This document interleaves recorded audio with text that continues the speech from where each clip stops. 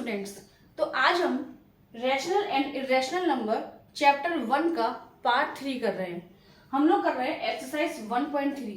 तो इसके कुछ हम लोग क्वेश्चंस देखेंगे, कंसेप्चुअल क्वेश्चंस। तो पहला क्वेश्चन आता है इसके अंदर, write decimal expansion of each and से what kind of each decimal has. Decimal expansion बताना है नंबर्स का और बताना है कि ये डेसिमल एक्सपेंशन कौन से टाइप का है। देखो इस चैप्टर में एक्चुअली में क्या है कि डेसिमल एक्सपेंशन के अंदर आपको ये बताना है कि ये टर्मिनेटिंग है या नॉन टर्मिनेटिंग है। टर्मिनेटिंग डेसिमल एक्सपेंशन ऐसे डेसिमल एक्सपेंशन होते हैं जो पॉइंट के बाद कुछ नंबर बाद स्टॉप हो जाते हैं, है ना। जैसे कि हम लोग लिखते हैं 1.75 या 1.23। तो कोई भी नंबर जो एक कंडीशन पर आकर स्टॉप हो जाता है इसको हम लोग बोलते हैं टर्मिनेटिंग। लेकिन कुछ ऐसे नंबर भी होते हैं जो कि स्टॉप नहीं होते हैं, जैसे 1.222 है ना, पॉइंट के बाद नंबर लगातार आता ही चला जा रहा है, इसको हम लोग बोलते हैं नॉन टर्मिनेटिंग। और रिपीटिंग नंबर भी होते हैं ये, है ना। नॉन टर्मिनेटिंग भी है, रिपीटिंग भी है, क्योंकि इसके अंदर ये टर्मिनेट नहीं हो रहा है नंबर, लेकिन रिपीट हो रहा है। इसी में अगर हम बात करें तो इरेशनल नंबर, ये चैप्टर एक्चुअली में इरेशनल नंबर के ऊपर है। इरेशनल नंबर ऐसे नंबर्स होते हैं जो कि नॉन टर्मिनेटिंग और नॉन रिपीटिंग होते हैं। नॉन टर्मिनेटिंग और non repeating numbers, terminating number है और अगर रिपीटिंग नंबर है तो वो तो होगा रैशनल नंबर। पर नंबर अगर रिपीटिंग भी नहीं है, टर्मिनेटिंग भी नहीं है, तो ऐसे नंबर्स कहलाते हैं इरेशनल नंबर। तो हमको इस क्वेश्चन के अंदर इस डेसिमल एक्सपेंशन के बारे में यही बताना है कि इसका डेसिमल एक्सपेंशन कितना होगा और वो टर्मिनेटिंग है या फिर नॉन टर्मिनेटिंग है। तो इसको अगर हम सॉल्व करें तो ये तो इजीली, क्योंकि 100 दे रखा हुआ है, तो इसका आंसर होगा 0.36। अब ये 6 पर जाकर स्टॉप हो गया। और अगर आपको कंफ्यूजन हो तो एक बार डिवाइड करके देख लेना। 0.36 ये 6 पर स्टॉप हो गया, तो ये क्या कहलाएगा, ये कहलाएगा टर्मिनेटिंग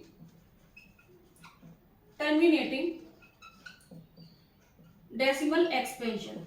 टर्मिनेटिंग है ये, है ना, यहाँ पे स्टॉप हो जाता है ये। तो एक ये रैशनल नंबर है और ये टर्मिनेटिंग डेसिमल एक्सपेंशन है इसका, ये नंबर टर्मिनेटिंग है। लेकिन अगर हम 2/11 को देखें, इसको अगर हम सॉल्व करें, सॉल्व कर पॉइंट आया 9, 8 टाइम्स जाएगा 88, 2 फिर से बच गया 1, 9, 0, 8। तो यहाँ आप लोग देख सकते हैं कि जो हमारा आंसर आ रहा है ना कुछ रिमाइंडर इसके अंदर बचता ही जा रहा है, रिमाइंडर आता ही जा रहा है और एक पैटर्न फॉलो हो रहा है।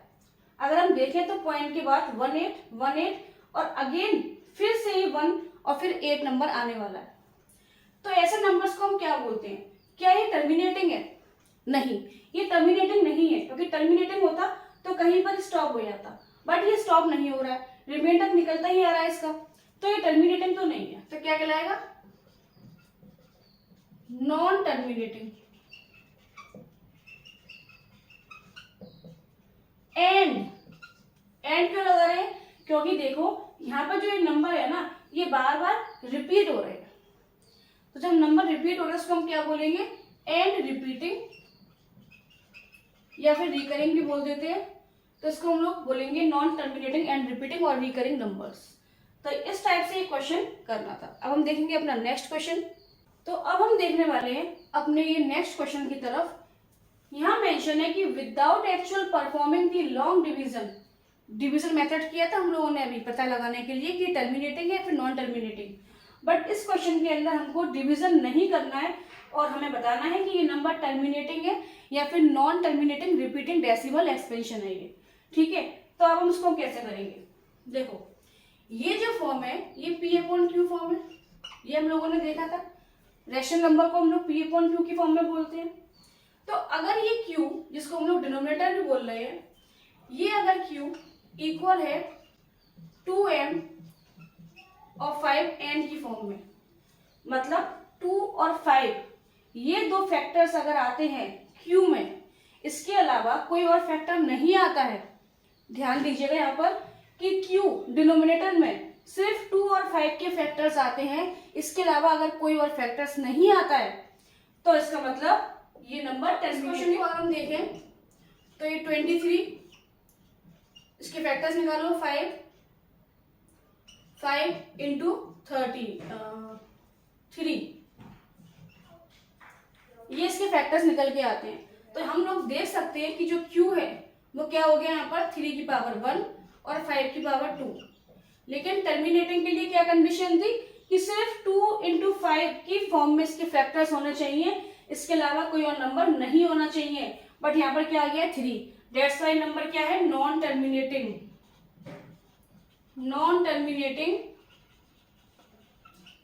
रिपीटिंग नंबर है ये।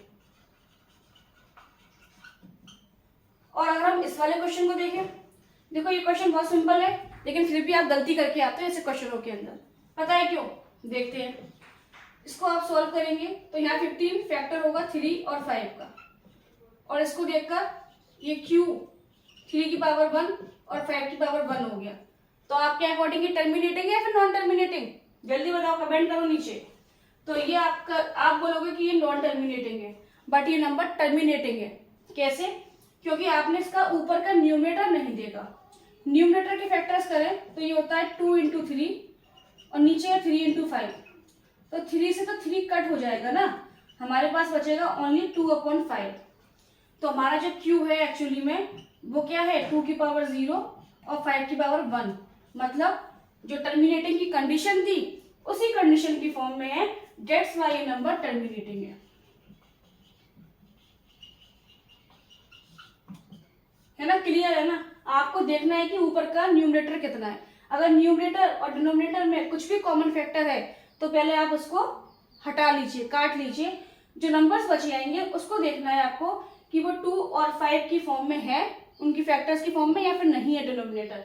और यहाँ एक चीज और, आप लोग कहोगे कि मैम ये सिर्फ 5 था तो 2 की पावर 0 कहाँ से आ गया? तो अगर किसी को इसका आंसर पता हो तो मुझे नीचे कमेंट में जरूर बताएं कि 2 की पावर 0 का मतलब क्या है, मैंने ये क्यों लिखा। के अंदर डेसिमल एक्सपेंशन पूछ रहा है वो नंबर्स की, सिंपल सा क्वेश्चन है।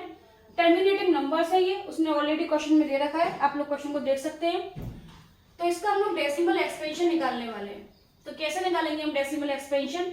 सिंपली डिवाइड कर।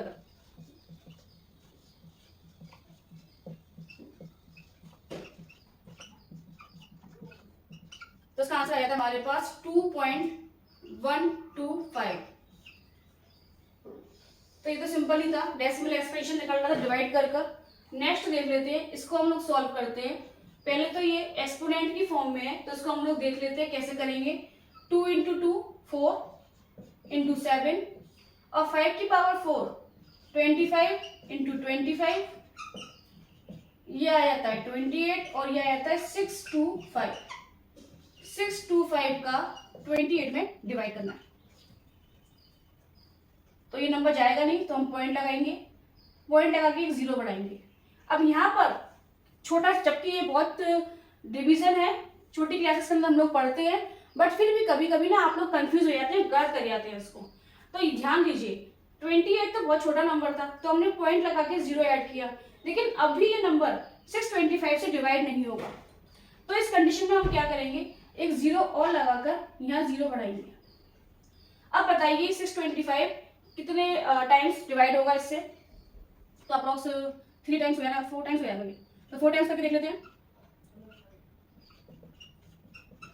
ये हमारे पास रिमाइंडर आ जाता है। अब हम लोग जीरोस में इजीली ऐड कर सकते हैं। अगर हम लोगों ने एक बार पॉइंट लगा दिया तो हमको अब दोबारा से कोई भी 0 पॉइंट लगाने की नीड नहीं है। 5 टाइम्स ही 4 टाइम्स जाएगा, सॉरी ये फिर से 4 टाइम्स ही जाएगा। फिर हम 0 पुट करेंगे 8 टाइम्स 5000, तो इसका आंसर आ जाता है 0.448। अच्छा, यहाँ पर आप ये देखिए कि वो एक्चुअली में क्वेश्चन में बोल ही रहा था कि ये टर्मिनेटिंग नंबर्स हैं, और टर्मिनेटिंग नंबर्स हैं। देखो यहाँ पर भी ये पूरा की पूरा मैंने पूरा यहाँ पर किया नहीं था, बट जब हम सॉल्व करेंगे तो इसका रिमाइंडर कुछ भी नहीं बचता, और इस क्वेश्चन में भी रिमाइंडर कुछ नहीं बचता। तो जब रिमाइंडर हमारा 0 आता है तो ऐसे नंबर्स ही तो टर्मिनेटिंग नंबर्स थे, तो इसलिए टर्मिनेटिंग नंबर्स हैं और ये इनका आंसर हो जाता है। इजी से क्वेश्चन थे ये, तो प्लीज इनको करिए। हम लोग अपनी नेक्स्ट वीडियो में इसके अगले क्वेश्चंस देखेंगे। Thank you.